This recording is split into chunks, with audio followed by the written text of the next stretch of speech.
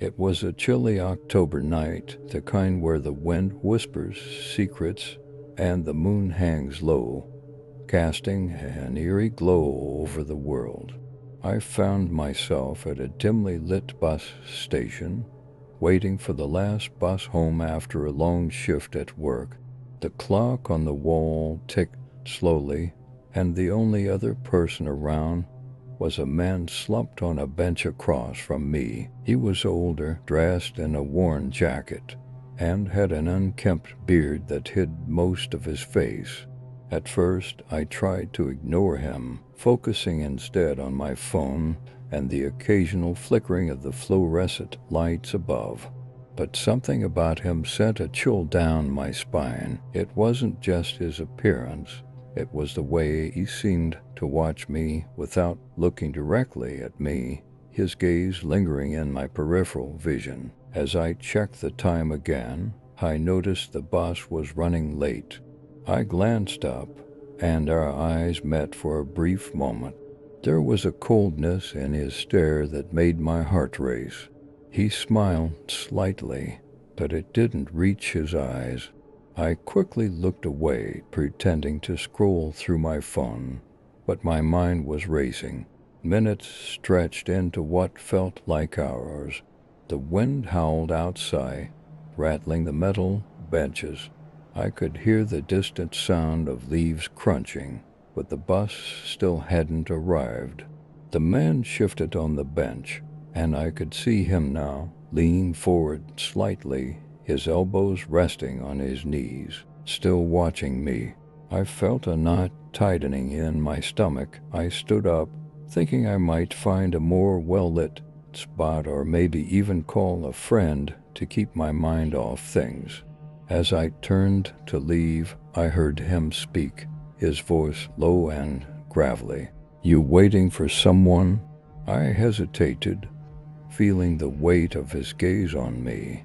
"Just the boss," I replied, trying to keep my tone light. He chuckled softly, a sound that sent shivers down my spine. "It's a long wait, isn't it?" I nodded and took a step back, instinctively wanting to create some distance. But he stood up, too, and started to walk towards me, his gait uneven. Panic surged within me. I turned and began to walk away, heading toward the far end of the platform, where the light was brighter. "Hey," he called after me, his voice more demanding now. "Don't walk away, I just want to talk." I quickened my pace, glancing over my shoulder. He was following me, his shadow stretching unnaturally in the light. My heart raced as I fumbled for my phone, considering calling someone, but my hands were shaking too much to dial. Then, out of nowhere, I heard the sound of an engine approaching. Relief flooded through me, and I sprinted towards the stop, hoping to escape this creeping dread. I glanced back one last time and saw him standing there, watching me with that same unsettling smile. The bus pulled up, and I practically dove inside, my breath coming in short gasps. I found a seat in the back, my heart still pounding. I watched as the man stood at the curb, the bus's headlights illuminating him for just a moment before we drove away. I didn't look back until we were well on our way, but the feeling of being watched lingered long after we left the bus station.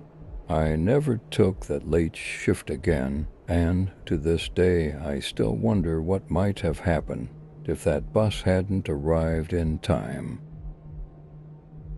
It was late in the evening, and I was waiting for the bus after visiting my parents.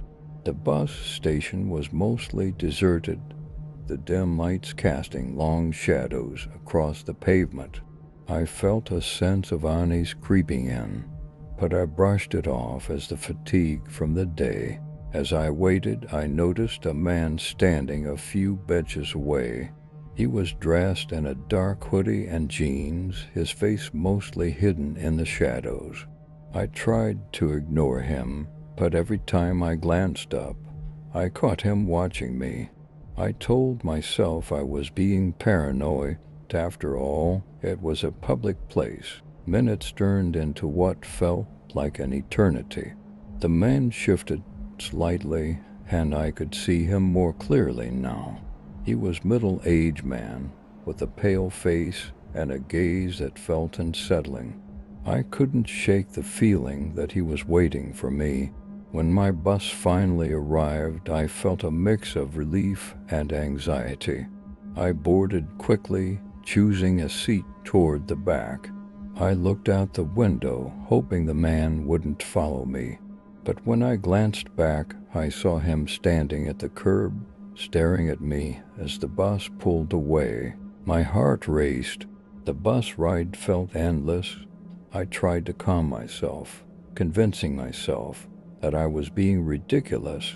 But when I reached my stop and got off, I saw him again. He was standing a few feet away, pretending to look at his phone, but I could feel his eyes on me. I hurried down the street, glancing over my shoulder. I turned a corner, hoping to lose him, but he was still there, trailing behind me at a distance. Panic set in. I picked up my pace, my mind racing with thoughts of what to do. I was close to home, but I didn't want to lead him there. I ducked into a nearby convenience store, my heart pounding. I scanned the aisles, hoping he wouldn't come in. I watched from the corner of my eye as he approached the entrance, pausing for a moment before walking away. I waited inside for what felt like an eternity, trying to act normal, but inside I was terrified. Finally, I called a friend and explained what was happening. They told me to stay put and said they would come get me. I felt a bit safer with someone on the way, but I still couldn't shake the fear that he might come back. When my friend arrived, I bolted out of the store and jumped into the car, locking the doors behind me. We drove away quickly, and I felt a wave of relief wash over me. But I couldn't shake the image of that man lurking in the shadows, and the feeling that he had been watching me for far too long. That night, I made sure to stay close to home, the unease settling in for good. I learned to trust my instincts. Sometimes the most unsettling feelings are the ones you can't ignore, and I never went back to that bus station alone again. It was a chilly autumn evening when I found myself waiting at the old bus station, the flickering street light casting eerie shadows across the cracked pavement. The air was thick with the smell of damp leaves, and the sky above was a tapestry of deep purples and bruised blacks. I had missed the last bus home, and the next one wouldn't arrive for another hour. As I sat on the cold metal bench, I wrapped my jacket tighter around me. The station was mostly deserted, save for a few scattered souls who kept to themselves, their faces obscured in the gloom. That's when I noticed her, a woman standing at the far end of the platform, her figure almost ethereal against the dim light. She wore a long white dress that fluttered lightly in the breeze, as if she were part of the night itself. Her hair fell in tangled waves around her shoulders, and her pale face was turned toward the ground, hiding her expression. I felt an inexplicable pull to her, a mix of curiosity and dread. I glanced around to see if anyone else noticed her. The other passengers seemed oblivious, engrossed in their phones or lost in their own thoughts. I turned back to the woman, and as if sensing my gaze, she slowly lifted her head.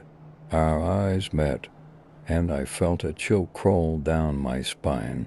Her eyes were an unnatural shade of gray, empty yet piercing, as if they could see straight through me. Waiting for the bus she asked, her voice soft but laced with something unsettling. I nodded, unsure how to respond. The silence stretched between us, heavy and charged. Do you believe in spirits? She continued, stepping closer. I could see her face now. There was an unsettling beauty about her, but her expression was mournful, almost tragic. I don't know, I stammered. Why do you ask? She sighed, a sound filled with sadness. Because this place is filled with them, lost souls who never found their way home. I shivered, glancing at the shadows creeping along the walls of the station. Are you one of them? I managed to ask, half expecting her to vanish like smoke. Her lips curled into a sad smile. In a way, I've been waiting a long time. A gust of wind swept through, and I could swear I heard whispers, faint but insistent, wrapping around me like a cold embrace.